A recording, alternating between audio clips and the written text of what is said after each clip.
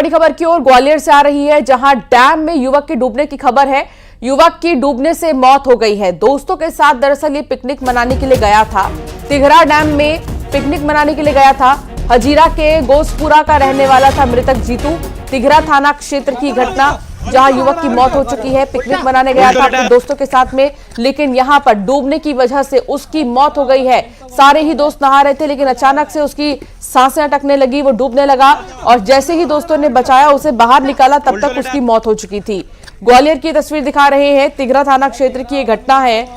Dam के पास अभी जाना कितना खतरनाक है, ये बार बार कहा जा रहा है, चेतावनी जारी की जा रही है। बावजूद इसके कुछ युवा मानने को तैयार नहीं है।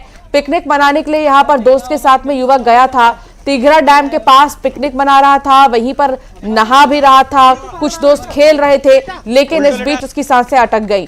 सुशील कौशिक संवाददाता साथ जुड़ गए हैं। सुशील, जब मनाही है किसी भी तरह के डैम या वाटरफॉल या नदी के पास जाना, बावजूद इसके क्या यहाँ पर सावधानी के लिहाज से कोई नहीं था? देखिए, तिघरा डैम बहुत बड़े इलाके में फैला हुआ है और ये जो लोग हैं, जिसमें जीतू कोरी 36 साल का युवक था, ये अपने 3 दोस्तों के साथ पिकनिक मनाने के लिए गया था और ये बैकवाटर जो एरिया था तिघरा का, उधर उस इलाके में गए थे। वहाँ ये तैर रहे थे और अचानक गहरे पानी में जाने के बाद जीतू कोरी का संतुलन बिगड़ा और उसके बाद फिर वो पानी में डूब गया। उसके दोस्तों ने उसे बचाने की कोशिश की, लेकिन पानी की गहराई ज्यादा थी, इस चक्कर में वो बच नहीं पाया। बाद में उस दोस्तों ने ही और अन्य लोगों के साथ मिलकर उसके शव को बाहर निकाला। सूचना मिलने के बाद पुलिस भी मौके पर पहुंची तिघरा थाना क्षेत्र की। शव को पीएम के लिए रवाना किया गया था, आज पीएम किया जाएगा।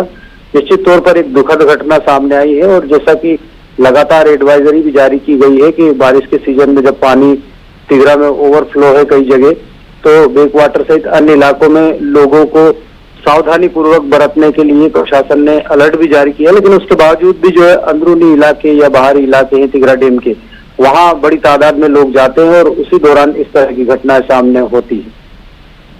बहुत शुक्रिया सुशील जानकारी साझा करने के लिए। और अब बात करेंगे खंडवा की, जहां करंट लगने से बच्चे की मौत हो गई है। पानी पूरी खाने के लिए बच्चा गया हुआ था और उसकी मौत हो गई है। लोहे के पाइप में करंट उतरने से मौत हुई है। छिपा कॉलोनी का रहने वाला फहीम बताया जा रहा है, करंट लगने से बच्चे की मौत हो गई। पानी पूरी खाने के लिए ये बच्चा गया था, लेकिन खंभे में करंट था, जिसकी वजह से उसकी मौत हो गई है।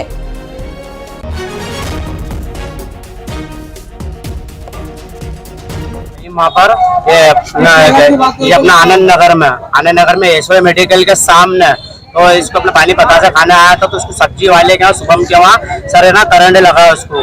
उसके ऊपर क्या सच्ची कार्रवाई होना चाहिए, उसकी क्या गिरफ्तारी सच एकदम होना चाहिए। सही सर, अपना खंबे में वायरिंग थी सर, अपना खंबा पकड़ लिया था उन्हें और अपना वायर लगा उसको ऊपर।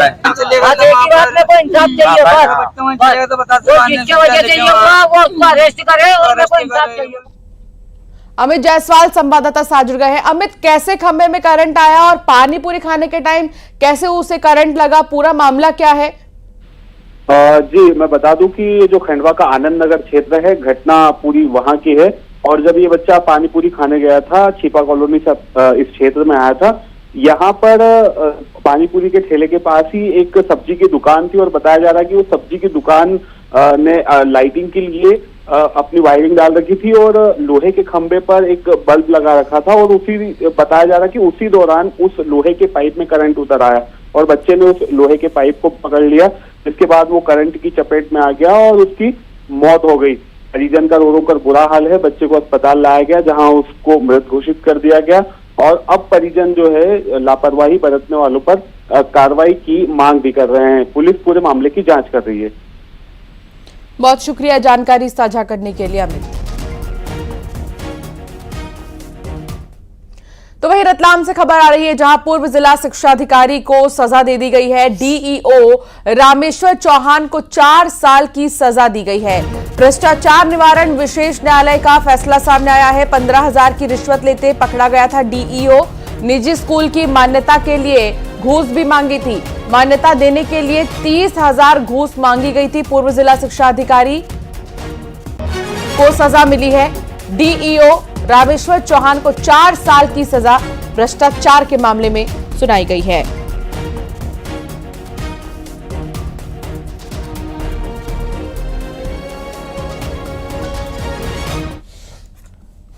छत्तीसगढ़ के नए गवर्नर आज शपथ लेंगे। रामेन डेका आज गवर्नर पद की शपथ लेंगे।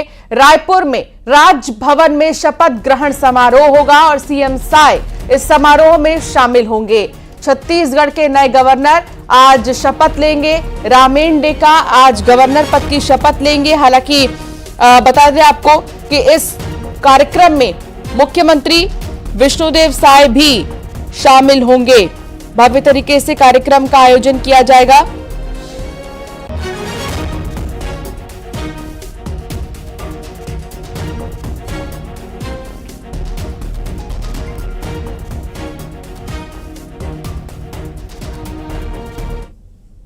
बालोद में विधायक संगीता सिन्हा के पति और पूर्व विधायक भैयालाल सिन्हा की मुश्किलें कम होती नहीं दिख रही।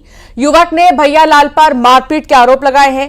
पीड़ित ने थाने में पूर्व विधायक के खिलाफ मामला दर्ज कराया है। वहीं जब एफआईआर की जानकारी भैयालाल की पत्नी और मौजूदा विधायक संगीता सिन्हा को लगी तो वो पुलिस कंट्रोल रूम में पहुंची, जिसके बाद यहां पुलिस बल तैनात किया गया। आपको बता दें कि भैयालाल सिन्हा पर अपहरण सहित कई धाराओं में मामला दर्ज किया गया है।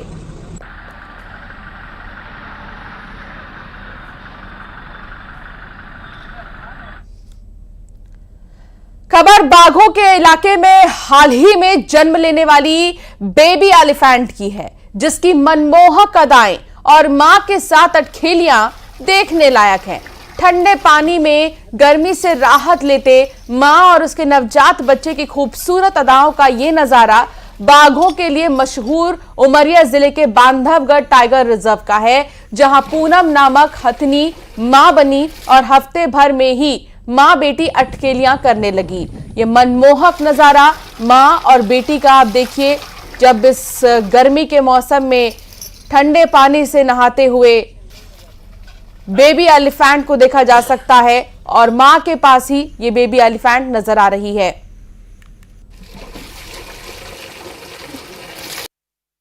बढ़िया है, अपना माँ का दूध भी पी रहा है, ठीक है। और जो मादा के लिए, जो उसकी माँ के लिए जो विशेष व्यवस्था है कि उनको ड्राई फ्रूट्स के लड्डू वगैरह देना और गुड़, दलिया, घी खास करके वो उसकी डाइट में दिया जा रहा है। गन्ना भी दिया जा रहा है और डॉक्टर साहब के निर्देश अनुसार उसमें हम लोग कार्रवाई कर रहे हैं। तो वहीं सिवनी के खबासा बफर क्षेत्र में पर्यटकों को जुगनी बाघिन के शावक रात के अंधेरे में चहलकदमी करते नजर आए। नाइट सफारी के दौरान जंगल की सड़क पर शावक नजर आए। शावकों के टहलने की तस्वीरें सामने आ चुकी हैं। मानसून के सीजन में कोर एरिया के गेट बंद होने के बाद पेंच टाइगर रिजर्व के बफर क्षेत्र में पर्यटकों को बाघों के आसानी से दीदार हो रहे हैं।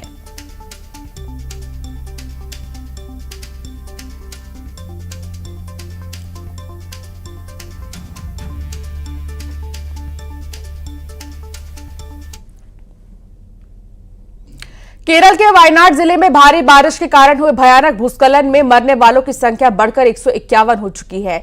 ये आंकड़े केरल सरकार के स्वास्थ्य मंत्री की तरफ से जारी किए गए हैं। तो वहीं 128 लोग घायल हैं, जिनका अलग अलग अस्पतालों में इलाज चल रहा है। 200 से भी ज्यादा लोग अभी भी लापता हैं। अभी भी काफी लोगों के मलबे में दबे होने की आशंका जताई जा रही है, जिससे कि मौत का आंकड़ा और भी ज्यादा बढ़ सकता है। तो वहीं सेना मंगलवार को तेजी से राहत बचाव कार्य को अंजाम देते हुए करीब 1000 लोगों का रेस्क्यू कर सुरक्षित जगहों पर पहुंचाई। सेना के साथ एनडीआरएफ और एसडीआरएफ की टीमें भी लगातार राहत और बचाव के काम में जुटी हुई हैं।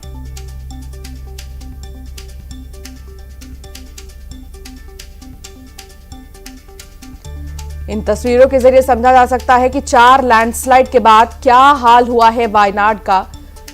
यहां पर ना घर घर रह गए हैं, ना दुकान दुकान रह गई हैं, ना सड़कें सड़कें रह गई हैं। सब कुछ पानी ही पानी नजर आ रहा है। इसमें 200 से भी ज्यादा लोग लापता बताए जा रहे हैं। मलबे में कई लोगों के दबे होने की आशंका है। केरल के वायनाड में 4 लैंडस्लाइड के बाद 151 लोगों की मौत और 100 से भी ज्यादा लोग घायल बताए जा रहे हैं।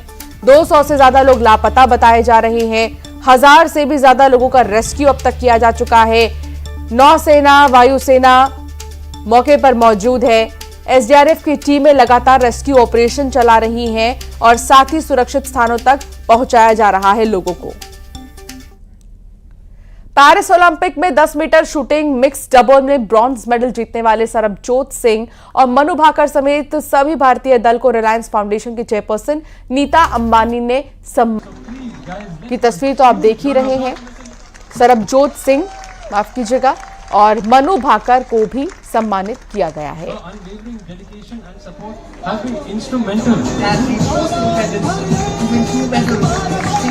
Every single one of you has made us, all Indians, hold our heads higher with pride.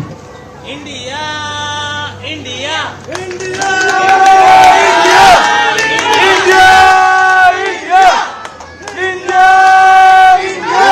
Athletes, you have shown us that the power to inspire lies in the courage to break barriers and redefine the possibilities for future generations. You have shown us that the power to inspire lies in your hard work, dedication, tireless long hours of training, and of course, the support and blessings of your parents and families. और bulletin में फिलहाल इतना ही। अब